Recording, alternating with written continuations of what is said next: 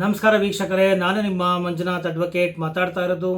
ಕಳೆದ 2 ವರ್ಷಗಳಿಂದ ಸರಿಸುಮಾರು 300ಕ್ಕೂ ಹೆಚ್ಚು ವಿಡಿಯೋಗಳನ್ನು ಕಾನೂನಿಗೆ ಸಂಬಂಧಪಟ್ಟಂತೆ ಹಾಗೂ ಇನ್ನಿತರ ವಿಚಾರಗಳಿಗೆ ಸಂಬಂಧಪಟ್ಟಂತೆ ಸಾರ್ವಜನಿಕರಲ್ಲಿ ಜಾಗೃತಿ, ಅರಿವು, ತಿಳುವಳಿಕೆ ಮೂಡಿಸುವ ಸಲುವಾಗಿ ವಿಡಿಯೋಗಳನ್ನು ಮಾಡ್ತಾ ಬಂದಿದ್ದೇನೆ. ಕಾನೂನಿಗೆ ಸಂಬಂಧಪಟ್ಟಂತಹ ವಿಚಾರಗಳು ಹಾಗೂ ಇನ್ನಿತರ ಸಾಮಾಜಿಕ ಬದ್ಧತೆಯನ್ನು ಒಳಗೊಂಡಂತಹ ಅಥವಾ ಸಮಾಜಕ್ಕೆ ಎಲ್ಲಿ ಒಳಿತಿನ ಸಂದೇಶವನ್ನು ನೀಡಬೇಕು ಅಂತ ಅನ್ನಿಸ್ದಾಗೆಲ್ಲ ನಾನು ಆ ಒಂದು ವಿಚಾರಗಳ ಬಗ್ಗೆಯೂ ಕೂಡ ಮಾತನಾಡ್ತಾ ಬಂದಿದ್ದೇನೆ. ಪ್ರಥಮ ಬಾರಿಗೆ ನನ್ನ ವಿಡಿಯೋವನ್ನು ನೋಡ್ತಾ ಇರೋದಾದರೆ ಮರೆಯದ ಹಾಗೆ ಈಗಲೇ ಈ ವಿಡಿಯೋ ಕೆಳಗಡೆ ಇರ್ತಕ್ಕಂತಹ ಸಬ್ಸ್ಕ್ರೈಬ್ ಬಟನ್ನ ಕ್ಲಿಕ್ ಮಾಡ್ಕೊಳ್ಳಿ, ಬೆಲ್ ಐಕಾನ್ ಕ್ಲಿಕ್ ಮಾಡ್ಕೊಳ್ಳಿ. ಬಿಡುವಿದ್ದಾಗೆಲ್ಲ ವಿಡಿಯೋಗಳನ್ನು ನೋಡಿ, ಇಷ್ಟ ಆಗಿದೆ ಅದಲ್ಲೇ ಮರೆಯದ ಹಾಗೆ ಲೈಕ್ ಕೊಡಿ ಹಾಗೂ ಶೇರ್ ಮಾಡುವುದರ ಮುಖಾಂತರ ಜ್ಞಾನವನ್ನು ನಿಂತಲ್ಲಿ ನಿಲ್ಲದಂತೆ ಬಿಡದೆ ಇತರರಿಗೂ ಕೂಡ ನೀಡುವಂಥವರಾಗಿ ಅಂತ ಹೇಳ್ತಾ, ಇವತ್ತು ಬಹಳ ಮುಖ್ಯವಾದ ವಿಚಾರದ ಬಗ್ಗೆ ಮಾತನಾಡಬೇಕು ಅಂತ ಹೇಳಿ ವಿಡಿಯೋವನ್ನು ಮಾಡ್ತಾ ಇದ್ದೇನೆ. ಕಳೆದ 1 ತಿಂಗಳಿನಿಂದ ಬಿಡುವಿಲ್ಲದ ಸಮಯ ಇದ್ದಿದ್ದರಿಂದ ಹಲವಾರು ಜಿಲ್ಲೆಗಳಿಂದ ನೂರಾರು ಜನರು ಕನ್ಸಲ್ಟೇಷನ್ಗಳಿಗೆ ಬರ್ತಾ ಇರೋದ್ರಿಂದ ಒತ್ತಡ ಮತ್ತು ಕೆಲಸದ ಒಂದು ಅತಿಯಾದಂತಹ ಒತ್ತಡ ಇರೋದರಿಂದ ವಿಡಿಯೋಗಳನ್ನು ಮಾಡೋಕ್ಕೆ ಆಗಲಿಲ್ಲ. ಸೊ ಇವತ್ತು ನಿನ್ನೆ ಸ್ವಾತಂತ್ರ್ಯ ದಿನಾಚರಣೆಯನ್ನು ನಾವುಗಳು ಎಲ್ಲ ಆಚರಣೆ ಮಾಡಿಕೊಂಡಿದ್ದೇವೆ. ಸ್ವತಂತ್ರ ದಿನಾಚರಣೆ, ನಮಗೆ ಬಂದಿರುವಂತಹ ಸ್ವಾತಂತ್ರ್ಯ ಎಷ್ಟರ ಮಟ್ಟಿಗೆ ಇದೆ ಎಂಬುದರ ಬಗ್ಗೆ ಕಾನೂನಾತ್ಮಕವಾಗಿ ಅಥವಾ ಕಾನೂನಾತ್ಮಕ ದೃಷ್ಟಿಯಿಂದ ಜನಗಳಿಗೆ ನಿಜವಾಗಿಯೂ ಸ್ವಾತಂತ್ರ್ಯ ಅನ್ನೋದು ಬಂದಿದೆಯಾ? ಸ್ವಾತಂತ್ರ್ಯ ಅಂದರೆ ಏನು? ನಿಜವಾಗಿಯೂ ಯಾವ ಅರ್ಥಗಳಲ್ಲಿ ನಾವು ಆಚರಣೆಯನ್ನು ಮಾಡಬೇಕಾಗುತ್ತೆ?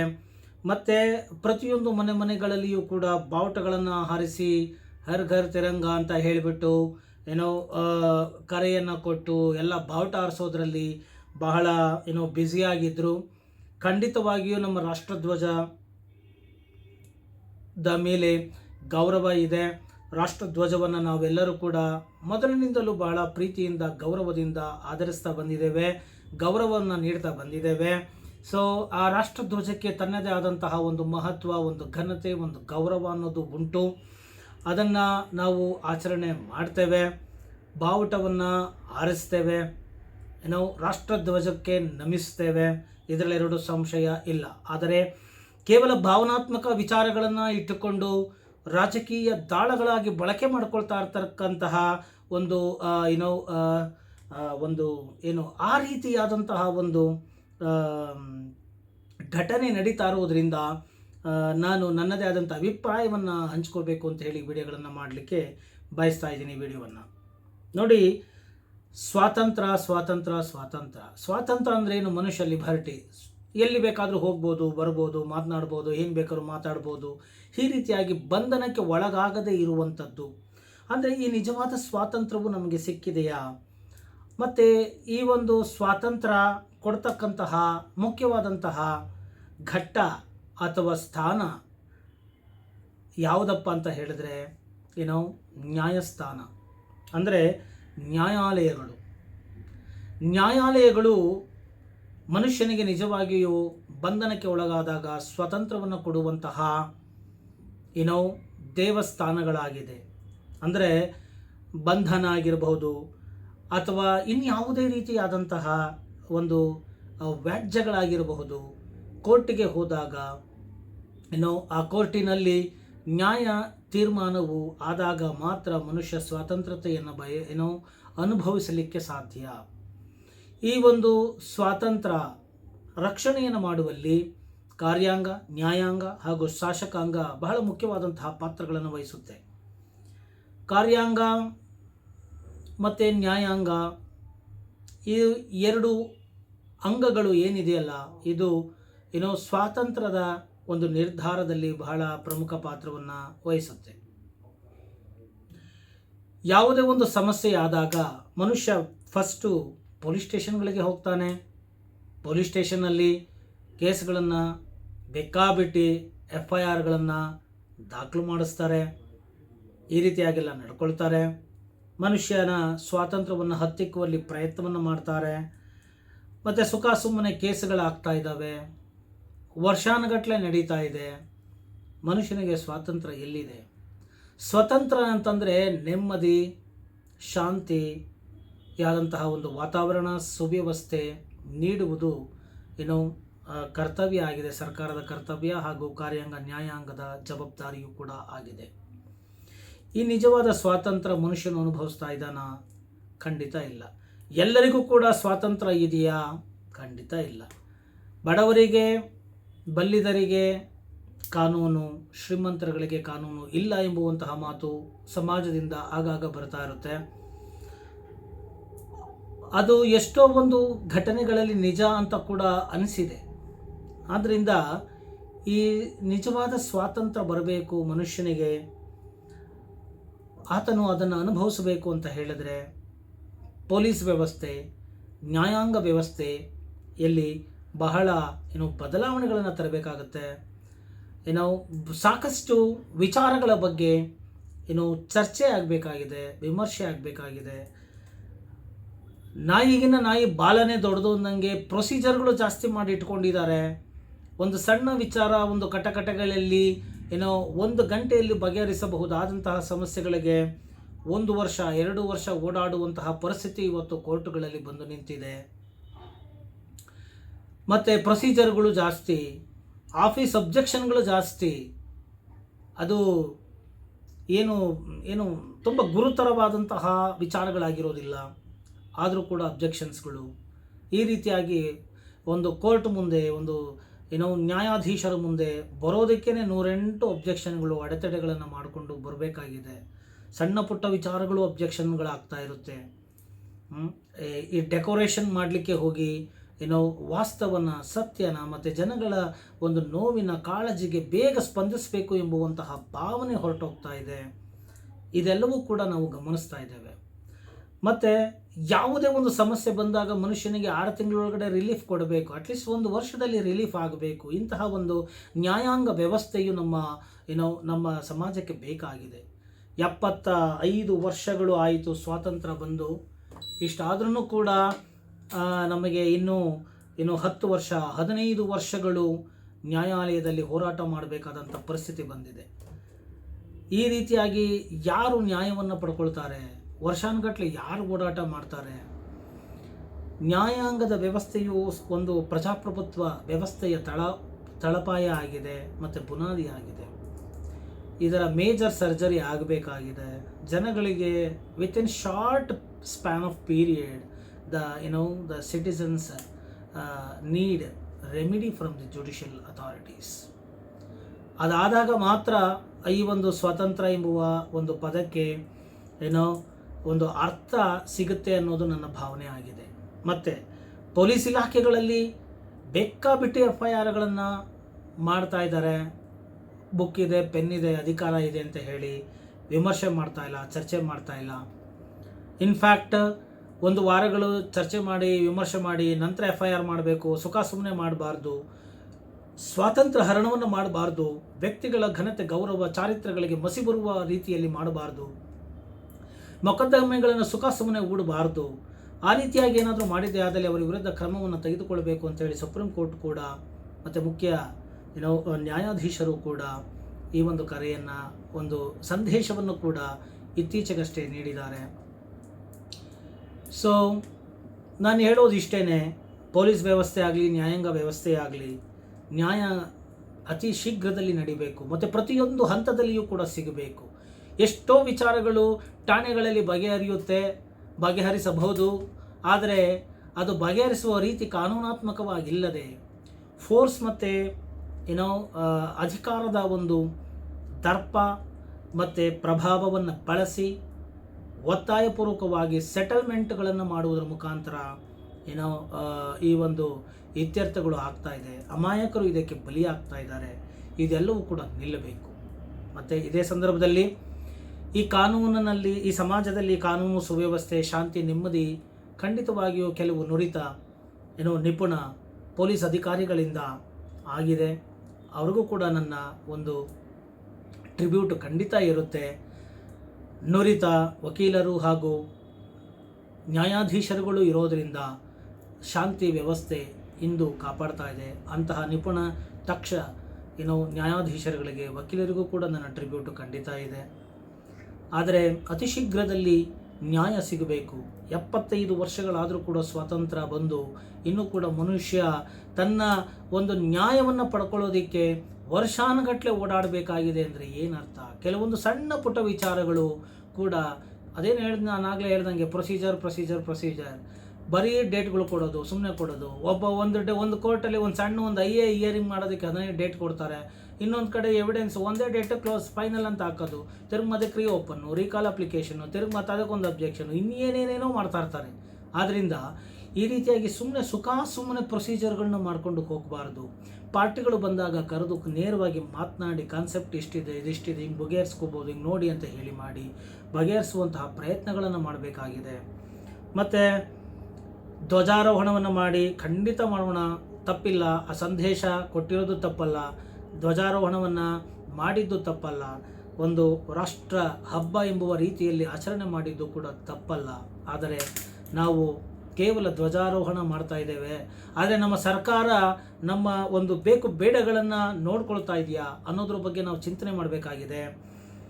ಬೆಲೆಗಳು ಗಗನಕ್ಕೇರಿದೆ, ಪೆಟ್ರೋಲು ಡೀಸೆಲ್ ಬೆಲೆ ಗಗನಕ್ಕೇರಿದೆ, ಸಿಲಿಂಡರ್ ಬೆಲೆ ಗಗನಕ್ಕೇರಿದೆ, ತಿನ್ನುವ ಅಕ್ಕಿಯ ಬೆಲೆ ಗಗನಕ್ಕೇರಿದೆ, ದಿನನಿತ್ಯ ಪೂರೈಕೆಯ ಆಹಾರ ಪದಾರ್ಥಗಳ ಬೆಲೆ ಗಗನಕ್ಕೇರಿದೆ.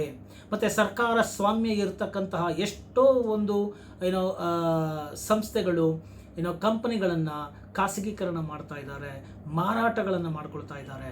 ಮತ್ತು ಸಾಮಾನ್ಯ ಜನರಿಗೆ ಯಾವುದೇ ರೀತಿಯಲ್ಲಿಯೂ ಕೂಡ ಬಯಸಿದಷ್ಟು ಪ್ರಯೋಜನ ಆಗ್ತಾ ಇಲ್ಲ.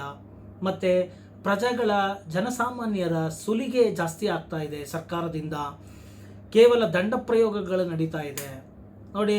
ಹೆಲ್ಮೆಟ್ ಹಾಕ್ಕೊಂಡ್ರೆ ಇದು, ಮತ್ತು ಹಾಕ್ಕೊಳ್ಳದೆ ಹೋದರೆ ಇಷ್ಟು ಫೈನು, ಇದು ಕೋರ್ಸಿದ್ರೆ ಇಷ್ಟು ಫೈನು, ಡ್ರಿಂಕ್ ಆ್ಯಂಡ್ ಡ್ರೈವ್ ಮಾಡಿದ್ರೆ ಇಷ್ಟು ಫೈನು, ಬೆಲ್ಟ್ ಹಾಕ್ಕೊಳ್ಳದೆ ಇಷ್ಟು ಫೈನು, ಎಲ್ಲ ಸರಿ, ಆಲ್ ಆರ್ ರೈಟ್. ಬಟ್ ಗುಂಡಿಗಳು ಇದ್ದರೆ ಯಾರಿಗೆ ಎಷ್ಟು ಫೈನ್ ಆಗ್ತಾ ಇದ್ದೀರಾ?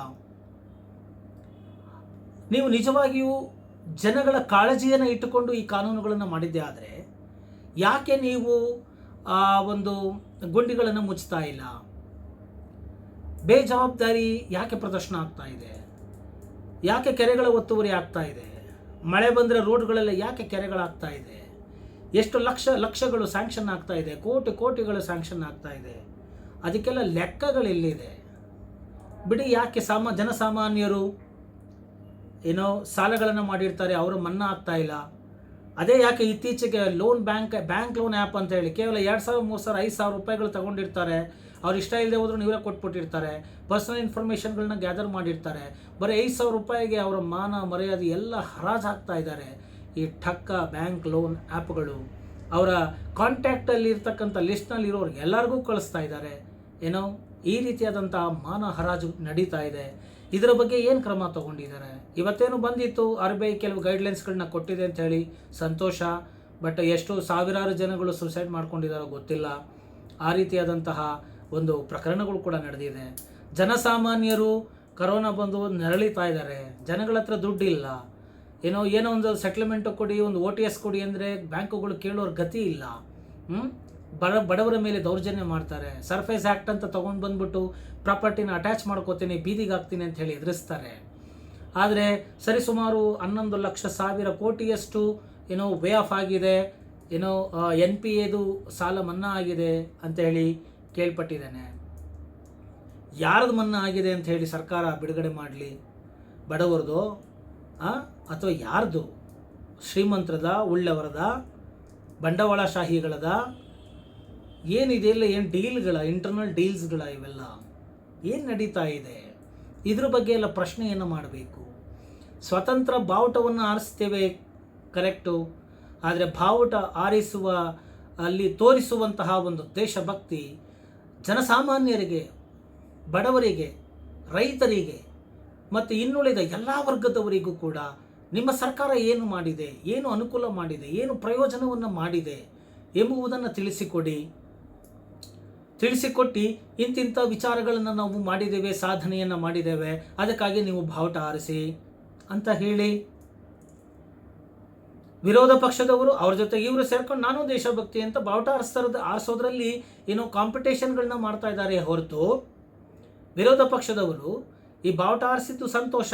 ಈಗ ಸರ್ಕಾರದವರು ಬಾವುಟ ಆರಿಸಿ ಅಂತ ಹೇಳ್ಬಿಟ್ಟು ದೇಶಭಕ್ತಿ ಅಂದರು. ಬಟ್ ದೇಶಭಕ್ತಿಯನ್ನು ಇಟ್ಕೊಂಡು ಜನಗಳ ಒಳಿತಿಗಾಗಿ ಇಂಥ ಸರ್ಕಾರದವರು ಏನೇನು ಕ್ರಮವನ್ನು ಮಾಡಿದ್ದಾರೆ ಅಥವಾ ಏನೇನು ಮಾಡಿಲ್ಲ ಅನ್ನೋದನ್ನು ಒಂದು ಲಿಸ್ಟ್ ಮಾಡಿ ಇಂತಹ ವಿರುದ್ಧ ನಾವೊಂದು ಕಪ್ಪು ಬಾವುಟ ಪ್ರದರ್ಶನವನ್ನು ಮಾಡ್ತೇವೆ ಅಂತ ಹೇಳಿ ವಿರೋಧ ಪಕ್ಷದವರು ಕಪ್ಪು ಬಾವುಟ ಪ್ರದರ್ಶನ ಮಾಡಲಿ, ಶಾಂತಿಯುತವಾಗಿ ಪ್ರದರ್ಶನ ಮಾಡಲಿ, ಜನಸಾಮಾನ್ಯರ ಗಮನಕ್ಕೆ ತೆಗೆದುಕೊಂಡು ಬರಲಿ.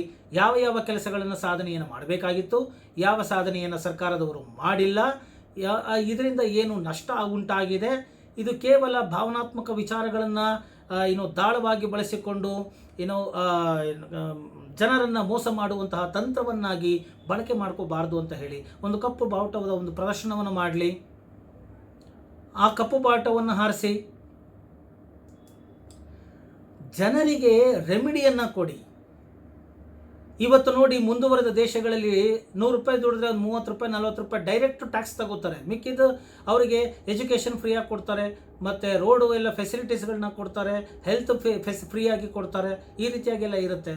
100 ರೂಪಾಯಿ ದುಡಿದು 40 ರೂಪಾಯಿ ನೀವು ಸರ್ಕಾರಕ್ಕೆ ಕೊಡ್ತೀವಿ, ನನಗೆ ಬೇಸಿಕ್ ಕಮ್ಯುನಿಟೀಸ್, ಎಜುಕೇಷನ್ನು, ಹೆಲ್ತನ್ನ ನೀವು ನೋಡ್ಕೊಳ್ಳಿ, ಕರೆಂಟು, ನೀರು ಮತ್ತು ರಸ್ತೆಯನ್ನು ಕೊಡಿ, ರಕ್ಷಣೆಯನ್ನು ಕೊಡಿ, ಇಷ್ಟೇ ಕೇಳೋದು. 100ಕ್ಕೆ 40 ರೂಪಾಯಿ ಇಸ್ಕೊಂಡು ನೀವು ಇಷ್ಟು ಆಗೋದಿಲ್ವಾ? ಇವತ್ತು ಎಷ್ಟು ಟ್ಯಾಕ್ಸ್ಗಳನ್ನ ಮನುಷ್ಯ ಕಟ್ತಾ ಇದ್ದಾನೆ, 100ಕ್ಕೆ ಎಷ್ಟು ದುಡ್ಡನ್ನ ಅವರು ಕಟ್ತಾ ಇದ್ದಾರೆ. 60 ರೂಪಾಯಿ ತನಕ 70 ರೂಪಾಯಿ ತನಕ ಟ್ಯಾಕ್ಸ್ಗಳು ಹೋಗ್ತಾ ಇದೆ. ಕೂತ್ರೆ ಟ್ಯಾಕ್ಸು, ನಿಂತರೆ ಟ್ಯಾಕ್ಸು, ಬರೀ ಗಾಳಿ ಉಸಿರಾಡೋದಕ್ಕೊಂದು ಟ್ಯಾಕ್ಸ್ ಬಿಟ್ಟು ಮಿಕ್ಕಿದೆ ಎಲ್ಲದಕ್ಕೂ tax. Income tax, direct tax, indirect tax, ಪ್ರತಿಯೊಂದಕ್ಕೂ ಟ್ಯಾಕ್ಸು. ಒಂದು ಹೋಟ್ಲಿಗೆ ಹೋಗಿ ಕೂತ್ಕೊಂಡು ಊಟ ಮಾಡಿದ್ರೆ ಅದಕ್ಕೂ ಟ್ಯಾಕ್ಸು. ಸ್ಟೇಟ್ ಗೌರ್ಮೆಂಟ್ಗೂ ಪಕ್ಕದಲ್ಲಿ ಕೂರಿಸ್ಕೊಂಡು, ಸೆಂಟ್ರಲ್ ಗೌರ್ಮೆಂಟು ಪಕ್ಕದಲ್ಲಿ ಕೂರಿಸ್ಕೊಂಡು ಟ್ಯಾಕ್ಸ್ ಕಟ್ದಂಗೆ ಆಗುತ್ತೆ. ಅದೇ ಒಬ್ಬ ಮನುಷ್ಯ ದುಡಿದ್ರೆ ಟ್ಯಾಕ್ಸ್ ಕಟ್ಟು ಅಂತಾರೆ. ಅದೇ ಒಬ್ಬ ಮನುಷ್ಯ ದುಡಿದ ಬೀದಿಗೆ ಬಂದಾಗ ನಾನಿದ್ದೇನೆ, ನಿಮಗೆ ಅನ್ನವನ್ನು ಕೊಡ್ತೇನೆ, ನಿಮ್ಗೆ ಆಶ್ರಯವನ್ನು ಕೊಡ್ತೇನೆ ಅಂತ ಎಲ್ಲಿ ಸರ್ಕಾರ ಜವಾಬ್ದಾರಿಯನ್ನು ತಗೊಳ್ತಾ ಇದೆ? ಅನಾಥರಿಗೆ, ವೃದ್ಧರು, ಎಷ್ಟೋ ಜನ ಬೀದಿ ಪಾಲಾಗಿದಾರಲ್ಲ, ಅವರಿಗೆಲ್ಲ ಎಲ್ಲಿ ಆಶ್ರಯವನ್ನು ಕೊಡ್ತಾ ಇದೆ? ಸಂವಿಧಾನ ಹೇಳುತ್ತೆ ಪ್ರತಿಯೊಬ್ಬರನ್ನು ನೋಡಿಕೊಳ್ಳುವ ಒಂದು ಜವಾಬ್ದಾರಿ ಸರ್ಕಾರಕ್ಕಿದೆ ಅಂತ. ಎಷ್ಟು ಜನಗಳನ್ನ ನೋಡ್ಕೊಳ್ತಾ ಇದ್ದಾರೆ? ಭಿಕ್ಷೆ ಬೇಡಬಾರ್ದು ಅಂತ ಹೇಳ್ತಾರೆ, ಬಟ್ ಅವರಿಗೆ ಕೆಲಸಗಳನ್ನು ಎಲ್ಲಿ ಮಾಡಿಕೊಟ್ಟಿದ್ದಾರೆ? ಡಿಗ್ರಿ ಹೋಲ್ಡರ್ಸ್ಗಳಿಗೆ ನಿರುದ್ಯೋಗಗಳು ತುಂಬ್ತಾ ಇದೆ, ನಿರುದ್ಯೋಗ ಇದೆ, ಸಮಸ್ಯೆಯನ್ನು ಎದುರಿಸ್ತಾ ಇದ್ದಾರೆ, ಕೆಲಸಗಳಿಲ್ಲದೆ ಒದ್ದಾಡ್ತಾ ಇದ್ದಾರೆ. ಇವ್ರನ್ನೆಲ್ಲ ಕೇಳೋರು ಯಾರು? ಒಬ್ಬ ಮನುಷ್ಯ ದುಡಿದ್ರೆ ಇಷ್ಟು ನೀನು ಟ್ಯಾಕ್ಸ್ ಕಟ್ಟು ಅಂತಾರೆ, ಆದರೆ ಒಬ್ಬ ಮನುಷ್ಯ ಲಾಸ್ ಮಾಡಿಕೊಂಡಾಗ ಯಾಕೆ ಟ್ಯಾಕ್ಸನ್ನು ಮನ್ನಾ ಮಾಡಲ್ಲ? ಯಾಕೆ ಇದು ಯಾವುದನ್ನು ಕೇಳ್ತಾ ಇಲ್ಲ, ಪ್ರಶ್ನೆಯನ್ನು ಮಾಡ್ತಾ ಇಲ್ಲ?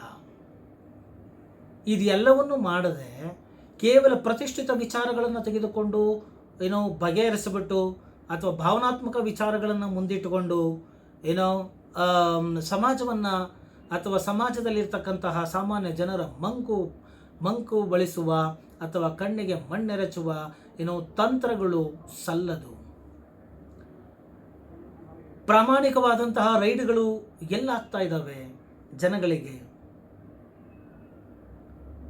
ಪಕ್ಷಾತೀತವಾಗಿ ಇವತ್ತು ಎಷ್ಟು ನಮ್ಮ ದೇಶದಲ್ಲಿ ನೂರಾರು ಕೋಟಿಯನ್ನು ಇಟ್ಕೊಂಡಿರೋರು ಸಾವಿರಾರು ಲಕ್ಷಾಂತರ ಜನ ಇದ್ದಾರೆ. ಅದೆಲ್ಲ ಆಚೆಗೆ ಬಂತು ಅಂತಂದರೆ ಇದು ಮುಂದುವರೆದ ದೇಶ ಆಗುತ್ತೆ. ಮೋದಿಯವರು ಹೇಳಿದರು, ಇದು ಅಭಿವೃದ್ಧಿ ಹೊಂದುತ್ತಿರುವ ದೇಶ, ಅಭಿವೃದ್ಧಿಶೀಲ ರಾಷ್ಟ್ರ, ಅಭಿವೃದ್ಧಿ ಹೊಂದಿದ ರಾಷ್ಟ್ರ ಆಗಬೇಕು, ಇದು ಮುಂದುವರಿಯುತ್ತಿರುವ ದೇಶ, ಮುಂದುವರಿದ ದೇಶ ಆಗಬೇಕು ಅಂತ ಹೇಳಿ. ಹೇಗಾಗತ್ತೆ? ಬರೀ ದಂಡ ಪ್ರಯೋಗ ಮಾಡುವುದರಲ್ಲಿ ನಾವು ನಿಪುಣರಾಗಿದ್ದೇವೆ ಹೊರತು ಜನಸಾಮಾನ್ಯರಿಗೆ ಏನು ನಾವು ಅನುಕೂಲಗಳನ್ನು ಮಾಡಿಕೊಡ್ತಾ ಇದ್ದೀವಿ, ಏನು ಸಾಧನೆ ಆಗಿದೆ, ಪ್ರತಿಷ್ಠಿತ ವಿಷಯಗಳನ್ನು ಡೀಲ್ ಮಾಡೋದು ಬಿಟ್ಟು ಜನಸಾಮಾನ್ಯರಿಗೆ ಏನಾಗಿದೆ ಅನ್ನೋದನ್ನು ನಾವು ನೋಡಬೇಕಾಗಿದೆ. ಆಮೇಲೆ ಈ ಒಂದು ಸ್ವಾತಂತ್ರ್ಯ ನಿಜವಾಗಿಯೂ ಅರ್ಥವನ್ನು ಪಡ್ಕೊಂಡಿದೆಯಾ? ಮನುಷ್ಯರು ಸ್ವತಂತ್ರವಾಗಿ ಮಾತನಾಡೋಕ್ಕಾಗುತ್ತಾ? ಯಾವುದನ್ನಾದರೂ ಸ್ವತಂತ್ರವಾಗಿ ನಾವು ವಿದ್ಯಾವಂತರು ಮಾತಾಡ್ತೇವೆ, ಎದುರಿಸ್ತೇವೆ ಅಂತ ಹೋದರೆ ಅವ್ರ ವಿರುದ್ಧನೇ ಕೇಸ್ಗಳನ್ನು ದಾಖಲು ಮಾಡೋದು, ಅವರು ಬಾಯಿ ಮುಚ್ಚಿಸುವುದು, ಎದುರಿಸುವ ತಂತ್ರಗಳನ್ನು ಮಾಡೋದು, ಅಥವಾ ಇನ್ಯಾರೋ ವಿರೋಧ ಪಕ್ಷದವರು, ಇನ್ಯಾರೋ ನಾಯಕರುಗಳು ಸೊಲ್ಲನ್ನು ವಿರೋಧವನ್ನು ವ್ಯಕ್ತಪಡಿಸಿದ್ರೆ ಅವರುಗಳ ಮೇಲೆ ಸರ್ಕಾರದ ಸಂಸ್ಥೆಗಳಾದ ಇಡಿನೋ ಆಮೇಲೆ CBIನೋ ಇನ್ನೇನೇನೋ ಬಳಕೆ ಮಾಡಿಕೊಂಡು ಅವರ ಒಂದು ಆತ್ಮಸ್ಥೈರ್ಯವನ್ನು ಕುಂದಿಸುವಂಥ ಪ್ರಯತ್ನಗಳನ್ನು ಮಾಡೋದು ನಡೀತಾ ಇದೆ. ಪ್ರಜೆಗಳು ಅಷ್ಟೇ ಬುದ್ಧಿವಂತರಾಗಬೇಕು, ನೈಪುಣ್ಯತೆ ಉಳ್ಳವರಾಗಬೇಕು, ಯಾರನ್ನು ಆಯ್ಕೆ ಮಾಡ್ಕೋಬೇಕು ಅನ್ನೋದನ್ನು ತಿಳ್ಕೋಬೇಕು. ಸಮಾಜವನ್ನು ದೋಚುವಂತಹ ಕಳ್ಳರು, ಠಕ್ಕರು, ಜೈಲಿಗೆ ಹೋದವರು ಇವ್ರುಗಳನ್ನೆಲ್ಲ ಹಾರ ತುರಾಯಿಗಳಾಗಿ ಸನ್ಮಾನಿಸುವುದನ್ನು ನಿಲ್ಲಿಸಬೇಕು. ಸಮಾಜ ಇಂಥವ್ರನ್ನ ಬಹಿಷ್ಕಾರ ಹಾಕಬೇಕು. ಅಂಥವರ ಮನೆಗೆ ಒಂದು ಲೋಟ ನೀರು ಕೂಡ ಕುಡಿಯೋದಕ್ಕೆ ಹೋಗಬಾರದು. ಇದು ನಮ್ಮ ಭಾರತದ ಸಂಸ್ಕೃತಿ. ಆದರೆ ಏನು ನಡೀತಾ ಇದೆ, ಎತ್ತ ಕಡೆ ಸಾಗ್ತಾ ಇದೆ ಅನ್ನೋದು ಬಹಳ ನೋವಿನ ಸಂಗತಿ ಆಗ್ತಾ ಇದೆ. ಪ್ರಾಮಾಣಿಕ, ಸರಳ, ಸಜ್ಜನಿಕೆ, ವಿದ್ಯಾವಂತ, ಜ್ಞಾನಿಗಳು ಇಂಥವರನ್ನು ಅಧಿಕಾರದಲ್ಲಿ ಕೂರಿಸಿದಾಗ ಸಮಾಜವನ್ನು ಅವರು ಒಳ್ಳೆಯ ಕಡೆಗೆ ಕರ್ಕೊಂಡು ಹೋಗ್ತಾರೆ. ಕೋಟ್ಯಾಂತರ ರೂಪಾಯಿಗಳನ್ನು ಲೂಟಿ ಮಾಡೋದಕ್ಕೆ ಬಿಟ್ಟು, ಲೂಟಿ ಮಾಡಿಕೊಂಡು ಟೈಮ್ ಪಾಸ್ ಮಾಡೋದಕ್ಕೆಲ್ಲ ರಾಜಕೀಯಕ್ಕೆ ಬಂದಿರತಕ್ಕಂಥವ್ರನ್ನೆಲ್ಲ ನಾಯಕರುಗಳನ್ನಾಗಿ ಮಾಡಿ ಅಂಥವ್ರನ್ನೆಲ್ಲ ನೀವು ಚೀಫ್ ಮಿನಿಸ್ಟರ್ಗಳನ್ನ ಮಾಡೋದಕ್ಕೆ ಕೂತ್ಕೊಂಡ್ರೆ ಅಥವಾ ಅಧಿಕಾರಕ್ಕೆ ಅವ್ರನ್ನೆಲ್ಲ ಕೂರಿಸೋದಕ್ಕೆ ಪ್ರಯತ್ನವನ್ನು ಮಾಡಿದ್ರೆ ಏನಾಗುತ್ತೆ? ಯಥಾ ರಾಜ ತಥಾ ಪ್ರಜೆ ಅನ್ನೋ ಥರದಲ್ಲಿ ಆಗೋಗ್ಬಿಡುತ್ತೆ. ಮತ್ತು ಅವರು ಯಾವ ರೀತಿಯ ಒಂದು ಸದ್ಭಾವನೆಯ ಒಂದು ವೈಶಾಲ್ಯ ಮನೋಭೂಮಿಕೆಯ ಆಡಳಿತವನ್ನು ಕೊಡಬಲ್ಲರು? ಇವತ್ತು ಧಾರ್ಮಿಕ ಒಂದು ಸಂಘರ್ಷಗಳು ಎಷ್ಟಾಗ್ತಾ ಇದೆ, ಹಿಂದೂ ಮುಸ್ಲಿಂ ಅನ್ನೋದನ್ನು ಎಷ್ಟು ಚರ್ಚೆ ನಡೀತಾ ಇದೆ, ಎಷ್ಟು ಕೊಲೆಗಳಾಗ್ತಾ ಇದ್ದಾವೆ. ಯಾಕಿದೆಲ್ಲ? ಇದೆಲ್ಲ ಆಗಬಾರ್ದು. ಮನುಷ್ಯನಿಗೆ ಬೇಕಾಗಿರ್ತಕ್ಕಂಥದ್ದು ಯಾವುದಾದ್ರೂ ಸರ್ಕಾರ ಬರಲಿ, ಫಸ್ಟ್ ಮನುಷ್ಯನಿಗೆ ಬೇಕಾಗಿರೋದು ಏನು? 100 ರೂಪಾಯಿ ದುಡಿದ್ರೆ 40 ರೂಪಾಯಿ ತೊಗೊಂಬಿಡಿ ನೇರವಾಗಿ. ಇನ್ನು ಯಾವುದೋ ಟ್ಯಾಕ್ಸ್, ಆ ಟ್ಯಾಕ್ಸ್, ಈ ಟ್ಯಾಕ್ಸ್ ಬೇಡ. 100 ರೂಪಾಯಿ ದುಡಿತಾನ ಮನುಷ್ಯ, ನೇರವಾಗಿ 40 ರೂಪಾಯಿ ತೊಗೊಳ್ಳಿ. ಎಜುಕೇಷನ್ ಕೊಡಿ, ಮತ್ತು ಹೆಲ್ತ್ ಕೊಡಿ, ಬೇಸಿಕ್ ಫೆಸಿಲಿಟಿ ಕೊಡಿ, ಊಟ ಕೊಡಿ, ನೀರು ಕೊಡಿ, ಕರೆಂಟ್ ಕೊಡಿ. ಗೌರವವಾಗಿ ಬದುಕೋಗ್ಬೇಡಿ. ಅವರ ಆಸ್ತಿ ಪಾಸ್ತಿ ಮಾನ ರಕ್ಷಣೆ ಮಾಡೋದಕ್ಕೆ ಒಂದು ಸುವ್ಯವಸ್ಥಿತ ಪೊಲೀಸ್ ವ್ಯವಸ್ಥೆಯನ್ನು ಕೊಡಿ. ಮತ್ತು ನ್ಯಾಯ ಬೇಕು, ನನಗೆ ಅನ್ಯಾಯ ಆಗಿದೆ ಅಂತ ಹೇಳೋಕ್ಕೆ ಹೋದಾಗ 6 ತಿಂಗಳು 1 ವರ್ಷದಲ್ಲಿ ಅವರಿಗೆ ನ್ಯಾಯ ಕೊಡಿ. ಇಷ್ಟನ್ನೇ ನಾವು ಕೇಳೋದು. ಯಾವುದೇ ಸರ್ಕಾರ ಬರಲಿ, ಇಷ್ಟನ್ನು ನೀವು ಕೊಟ್ಟರೆ ಸಾಕು, ಜನರು ಸಂತೋಷವಾಗಿರ್ತಾರೆ. ಇದು ಯಾವ ಸರ್ಕಾರ ಬಂದ್ರೂ ಸಿಗ್ತಾ ಇಲ್ಲ. ಕೇವಲ ಬ್ರ್ಯಾಂಡಿಂಗುಗಳು, ಪ್ರಮೋಷನ್ಗಳು, ನನ್ನ ಶಕ್ತಿ ಇಷ್ಟು, ನಿನ್ನ ಶಕ್ತಿ ಇಷ್ಟು, ನನ್ನಿಂದ ಇಷ್ಟು ಜನ ಇದ್ದಾರೆ, ನಿನ್ನಿಂದ ಇಷ್ಟು ಜನ ಇದ್ದಾರೆ. ಇದರಿಂದ ಯಾರ ಹೊಟ್ಟೆನೂ ತುಂಬಲ್ಲ. ಅದರಿಂದ ಇದೆಲ್ಲವನ್ನು ಯೋಚನೆ ಮಾಡಬೇಕು. ಸುಮ್ಮನೆ ಮೆಸ್ಮರೈಸ್ ಅಂತಾರಲ್ಲ, ಹಾಗೆ ಹಿಪ್ನೋಟೈಸ್ ಮಾಡ್ದಂಗೆ ಯಾರೋ ಒಬ್ರು ಏನು ಹೇಳಿದ್ರು ಅಂತ ಹೇಳಿ ಟಕ ಟಕ ಟಕ ಟಕ ಅಂತ ಕುಣಿಯೋದಲ್ಲ. ಯೋಚನೆಯನ್ನು ಮಾಡಬೇಕು. ಒಬ್ಬ ವ್ಯಕ್ತಿಯನ್ನು ಫಾಲೋ ಮಾಡಬೇಕು ಅಂತ ಹೇಳಿದಾಗ ಒಂದು ಒಳ್ಳೆಯ ಸಂದೇಶ ಕೊಟ್ಟಾಗ ಮಾಡೋಣ. ಅದರ ಜೊತೆಗೆ 100 ಪ್ರಶ್ನೆಗಳನ್ನು ಹಾಕೋಣ, ಇದಕ್ಕೆ ನಮಗೆ ನಿಮ್ಮಿಂದ ಉತ್ತರ ಬೇಕು ಅಂತ ಹೇಳಿ. ಈ ಒಂದು ನಿಟ್ಟಿನಲ್ಲಿ ಕೆಲಸಗಳು ನಡೆಯಲಿ. ಮತ್ತು ಸ್ವಾತಂತ್ರ್ಯಕ್ಕೆ ನಿಜವಾದಂಥ ಅರ್ಥ ಸಿಗುವಂತಾಗಲಿ. ಸ್ವಾತಂತ್ರ್ಯ ದಿನಾಚರಣೆಯ ನಿಜವಾದಂತಹ ಒಂದು ಅರ್ಥ ಮತ್ತು ಅದರ ಒಂದು ಸವಲತ್ತನ್ನು ಜನ ಅನುಭವಿಸುವಂತಾಗಲಿ. ಆಗ ಮಾತ್ರ ಸ್ವಾತಂತ್ರ್ಯ ದಿನಾಚರಣೆಯ ಒಂದು ಸಂಭ್ರಮಕ್ಕೆ ಒಂದು ನಿಜವಾದ ಮೆರುಗು ತಂದು ಕೊಟ್ಟಂಗಾಗುತ್ತೆ. ಆ ಜವಾಬ್ದಾರಿ ಬೇಕು. ಆ ಜವಾಬ್ದಾರಿ ಎಲ್ಲವೂ ಪ್ರಜೆಗಳಲ್ಲಿದೆ. ಇದು ಪ್ರಜಾಪ್ರಭುತ್ವ ರಾಷ್ಟ್ರ. ನಾವು ಯಾರನ್ನ ಆಯ್ಕೆ ಮಾಡ್ತೀವಿ ಅನ್ನೋದು ನಮಗೆ ಬಿಟ್ಟಂಥ ವಿಚಾರ. ನಾವು ನೋಡ್ತಾನೆ ಇರ್ತೀವಿ ಟಿ ವಿಗಳಲ್ಲಿ ಯಾರ್ಯಾರ ಯೋಗ್ಯತೆಗಳು ಏನೇನಿದೆ ಅಂತ. ಮತ್ತೆ ತಿರ್ಗಿ ಅವ್ರನ್ನೇ ಆಯ್ಕೆ ಮಾಡ್ತಾ ಇರ್ತೀವಿ. ತಿರ್ಗಿ ಮತ್ತೆ ಕೂತ್ ಪೇಪರ್ ಹಿಡ್ಕೊಂಡು ಚರ್ಚೆ ಮಾಡ್ತಾ ಇರ್ತೀವಿ, ಕಾಫಿ ಟೀ ಕುಡ್ಕೊಂಡು. ಇದರಿಂದ ಏನೂ ಪ್ರಯೋಜನ ಇಲ್ಲ. ನಮಗೆ ಏನು ಬೇಕು ಅನ್ನೋದನ್ನು ಗಟ್ಟಿಯಾಗಿ ಕೇಳಬೇಕು, ಕಾನೂನನ್ನು ತಿಳಿದುಕೊಳ್ಳಬೇಕು. ಮತ್ತು ಯಾರ್ಯಾರು ಯಾವ್ಯಾವ ಒಂದು ಸ್ಥಾನಗಳಲ್ಲಿದ್ದಾರೆ ಆ ಸ್ಥಾನಗಳಲ್ಲಿ ಅವರವರ ಕರ್ತವ್ಯಗಳನ್ನ ನಿಭಾಯಿಸಬೇಕು. ನಿಭಾಯಿಸಿದಾಗ ಗಟ್ಟಿ ಧ್ವನಿಯಲ್ಲಿ ನಿಲ್ಲಬೇಕು, ಪ್ರತಿಭಟಿಸಬೇಕು, ಅದನ್ನು ಕೇಳಬೇಕು, ಆ ನ್ಯಾಯವನ್ನು ಪಡ್ಕೊಳ್ಬೇಕು. ಆ ನ್ಯಾಯವನ್ನು ಕೇಳುವಲ್ಲಿ ಒಂದು ಒಳ್ಳೆಯ ವಾತಾವರಣ ಇರಬೇಕು. ನ್ಯಾಯ ಕೇಳಿದ್ರೆ ಅಥವಾ ಹಕ್ಕನ್ನು ಕೇಳಿದ್ರೆ ಅವನನ್ನು ಅಪರಾಧಿ ಮಾಡೋದು, ಅವನನ್ನು ಮೂಲೆ ಗುಂಪು ಮಾಡೋದು, ಅವನನ್ನು ಜೈಲಿಗೆ ಹಾಕೋದು. ಇದು ಮಾಡಿದಾಗ ಸ್ವಾತಂತ್ರ್ಯ ಹೇಗಾಗುತ್ತೆ? ಸ್ವಾತಂತ್ರ್ಯ ಆಗೋದಿಲ್ಲ. ಸೊ ಆದ್ದರಿಂದ ನನಗಿಷ್ಟು ಹೇಳಬೇಕು ಅಂತ ಅನ್ನಿಸ್ತು. ನಾನು ಮಾತಾಡಿದ್ದೇನೆ. ಸಾಕಷ್ಟು ವಿಚಾರಗಳಿದೆ ಮಾತನಾಡೋದಕ್ಕೆ, ಆದರೆ ಎಲ್ಲವನ್ನು ಒಂದೇ ವಿಡಿಯೋದಲ್ಲಿ ಹೇಳೋಕ್ಕಾಗೋದಿಲ್ಲ. ಆದ್ದರಿಂದ ಈ ಒಂದು ವಿಡಿಯೋವನ್ನು ಇಲ್ಲಿಗೆ ಮುಗಿಸ್ತಾ ಇದ್ದೀನಿ.